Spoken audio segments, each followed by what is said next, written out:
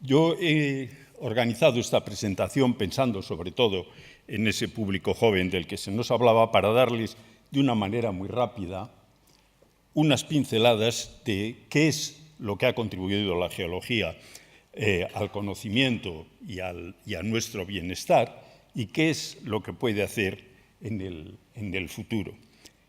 Y me gusta esta cita de arriba de Einstein, que enlaza mucho con lo que nos ha contado Carlos hace un momento. Es decir, si orientamos la ciencia en la geología o en otro ámbito cualquiera solo hacia la resolución de problemas prácticos, seguramente se estancará. Bien, la geología en términos muy simples se dedica a estudiar cuándo y cómo se ha formado el planeta, cómo está constituido y cómo funciona. Y ha contribuido al desarrollo de nuestro conocimiento en dos grandes ámbitos. Uno, esencialmente, de puro conocimiento. Comprender, conocer mejor cuándo se formó el planeta a través de procesos, como cuándo surgió la vida, cómo han evolucionado ambos en el pasado y, sobre todo, muy importante en el momento actual, cómo está cambiando el planeta hoy en día. Y, por otro lado, una vertiente más utilitaria nos ha ayudado a comprender mejor nuestro entorno y, por lo tanto, utilizarlo también mejor, tanto en lo que se refiere a la evitación de los riesgos que presenta como al aprovechamiento de los diferentes recursos que contiene. A través de la investigación en geología hemos podido ir dando respuestas, por lo menos en parte, a algunas preguntas como las que se indican aquí. ¿Cómo es el planeta en la actualidad y cómo ha ido cambiando a lo largo del tiempo? ¿Cómo se han formado los distintos tipos de rocas sobre los que asentamos nuestras actividades y qué características tienen? ¿Qué es lo que representan y cómo se han formado las diferentes estructuras en las que se manifiestan? ¿Qué son los fósiles? ¿Cómo se han formado? ¿Y qué nos dicen con respecto a la evolución de la vida en el planeta? ¿O qué información podemos obtener a partir del registro geológico, por ejemplo, sobre climas y acontecimientos en el pasado, como esta representación de la variación de las temperaturas en relación con el contenido de gases de efecto invernadero en los últimos 400.000 años, o acontecimientos como el impacto meteorítico de hace 66 millones de años que dio lugar a la anteúltima de esas grandes extinciones masivas a las que se refería Miguel antes, o cómo ha variado la disposición de continentes y océanos a lo largo del tiempo y cómo eso ha influido en las variaciones del clima. Nos ha servido también para saber cómo se ha generado y cuál es la razón de estos paisajes que nos rodean, la geodiversidad que representan y su influencia sobre la biodiversidad y en qué medida la una condiciona a la otra y cómo podemos proteger, en su caso, ese importante patrimonio. Pero también, como decía antes, a través de la investigación en geología, pues también se trata de dar respuesta, y se responde en parte, a cuestiones de naturaleza más utilitaria. Es decir, ¿cómo podemos conocer lo que hay en el subsuelo, interpretar mejor la constitución profunda de nuestro planeta y a raíz de eso diseñar mejores estructuras o edificios? ¿Cómo funcionan los procesos geológicos, ya sean los de tipo interno como los sísmicos o los volcánicos, o de tipo externo como los deslizamientos? ¿Cómo nos pueden afectar y cómo podemos defendernos de los efectos negativos que puedan tener? ¿Qué tipo de recursos minerales tenemos? ¿Cómo podemos localizarlos y cómo podemos explotarlos? Y, sobre todo, a partir del estudio del pasado del planeta, ¿qué podemos aprender de la historia del planeta que nos sirva para gestionar mejor el momento presente y, posiblemente más importante, el futuro próximo? Y relacionado con esto, y un tema que es de bastante actualidad, estamos en el momento actual en una nueva época geológica que se caracteriza por circunstancias muy diferentes, amenazas nuevas y cambios sin precedentes, ¿o realmente esto no es así? Hay toda una serie de ámbitos de investigación, esto tal vez se me olvide alguno, a través de los cuales se trata de dar respuesta a las preguntas que yo decía. Y los principales son estos que yo he puesto aquí, repito, salvo olvido por mi parte. Por un lado, lo que se refiere al origen y evolución de la Tierra y otros cuerpos planetarios, de los cuales esta mañana también hemos oído alguna cosa, la evolución de la vida, que en una parte concreta, la evolución reciente, algo nos ha hablado Juan Luis Arzuaga esta mañana, la dinámica interna del planeta y los riesgos que eso implica. Esta imagen corresponde a la última erupción significativa en España, el volcán Teneguía en La Palma en el año 71. ¿Cuál es el origen de las rocas y los yacimientos minerales que están asociados a ellas y cómo podemos localizarlo mejor?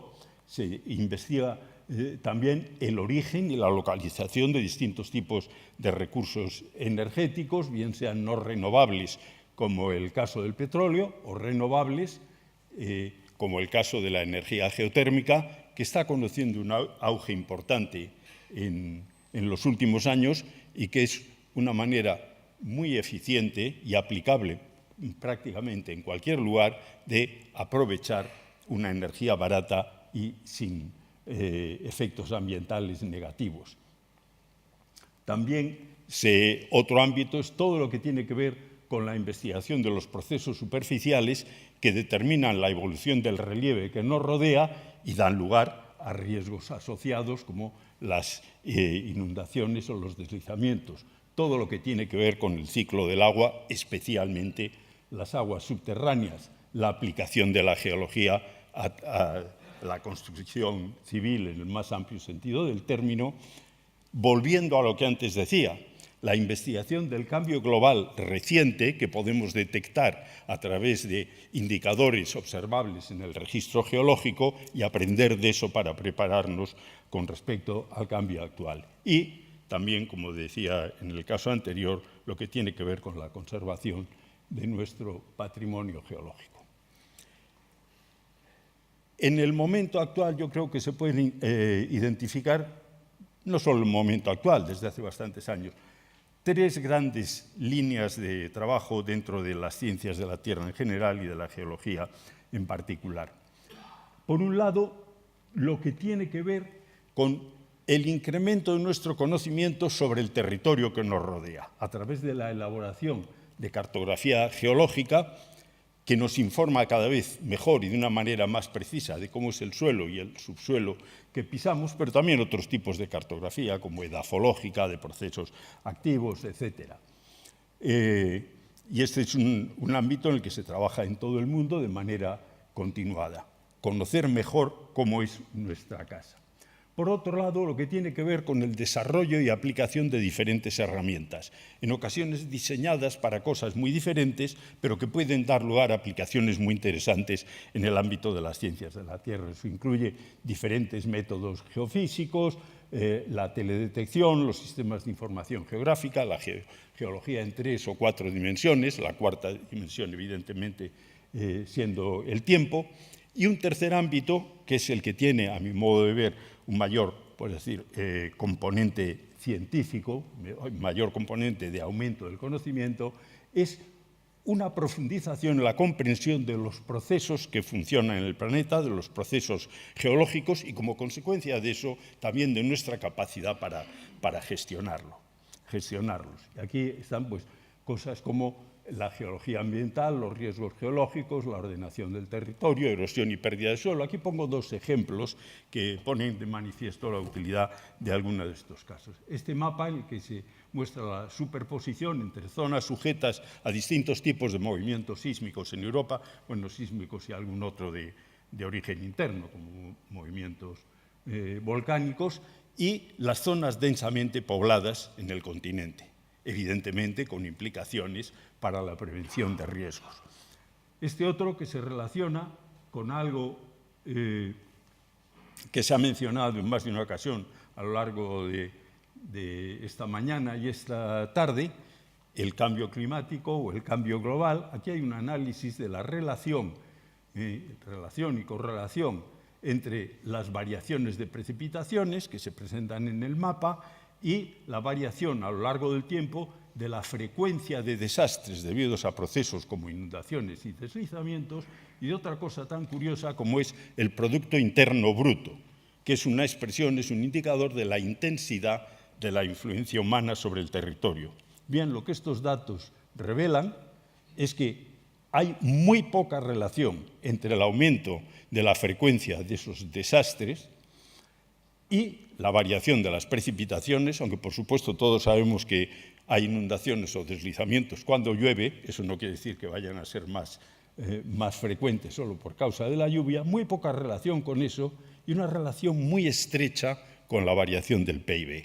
La consecuencia parece que es que nuestra modificación de la superficie terrestre está influyendo en mucha mayor medida que la variación del clima en la frecuencia de esos desastres. Bien, siguiendo con... Hay toda otra línea de trabajo sobre geoparques y desarrollo rural, sobre eliminación geológica de todo tipo de residuos, entre otros, eliminación subterránea de CO2, la exploración minera y energética para dar respuesta a necesidades crecientes de una población también creciente, la gestión del agua, el cambio global y sus consecuencias, y las relaciones entre procesos internos, topografía, y procesos externos, que son objeto de atención en una serie de programas internacionales, y con esto voy a terminar, que son ejemplo de esfuerzos internacionales que se están llevando a cabo, en todos ellos con participación de grupos españoles. Esto es simplemente una muestra, hay bastantes más ejemplos que se podrían citar, pero he seleccionado estos, no sé muy bien por qué. Por un lado, en el paraguas de UNESCO y la Unión Internacional de Ciencias Geológicas, el Programa Internacional de Geociencias y Geoparques, y es de señalar que España, con 12 geoparques, es el segundo país del mundo en número de ese tipo de parques, después de China. Una serie de programas de los servicios geológicos europeos sobre energía, aguas subterráneas, materias primas. Hay un programa muy interesante de la National Science Foundation de Estados Unidos, el EarthScope, que está tratando de estudiar cómo funcionan los márgenes de las placas tectónicas, esas que ya nos resultan muy familiares a todos, pero que hace 50 años, en números redondos, no se conocían. Cuando yo hice la licenciatura, nadie hablaba de las placas tectónicas. Bien, entonces, ¿cómo funcionan esos márgenes de placa? ¿Cuáles son los mecanismos de formación? ¿Cómo es la estructura de los continentes y de sus márgenes? ¿Qué relación hay entre las fallas y los terremotos? ¿Qué sabemos sobre la estructura profunda de la Tierra? ¿Cómo se generan y evolucionan los magmas y otros fluidos? Y eso se hace a través de grandes programas que en zonas seleccionadas colocan conjuntos muy completos de instrumentos diversos que nos proporcionan datos con un nivel de resolución que no conocíamos con anterioridad, que no tienen precedente. El equivalente de eso, en cierto modo, no exactamente igual, es el Topo Europe 4D, que trata de ver cuál es la evolución de la topografía en Europa y analiza, pues, levantamientos, subsidencias o hundimientos de las zonas continentales, variaciones del nivel del mar, y trata de comprender cómo interactúan los procesos profundos, los procesos internos, con los procesos que tienen lugar en la atmósfera, los procesos geológicos superficiales, a la hora de ir controlando la evolución del continente europeo y de sus márgenes. Y también este es un abordaje interdisciplinar con una instrumentalización compleja y muy completa. Para terminar, y como resumen de todo esto, yo creo que podía sintetizar que la profundización en el conocimiento geológico, la investigación en geología, es importante para ayudarnos a cuidar mejor el planeta, aprovechar, por supuesto, para conocer cómo es, aprovechar los recursos que tiene buscando modelos de uso verdaderamente sostenibles y, como consecuencia de eso, cuidarnos también a nosotros mismos mejor. Y es especialmente importante conocer eso, conocer cómo funciona el planeta en la época actual en la que el funcionamiento parece que está determinado en muy gran medida, a todas las escalas, por lo que nosotros hacemos sobre él. Y por lo tanto, por eso aquí este mensaje de bienvenidos al Antropoceno, que es esa nueva época geológica de la que se habla tanto últimamente. Muchas gracias.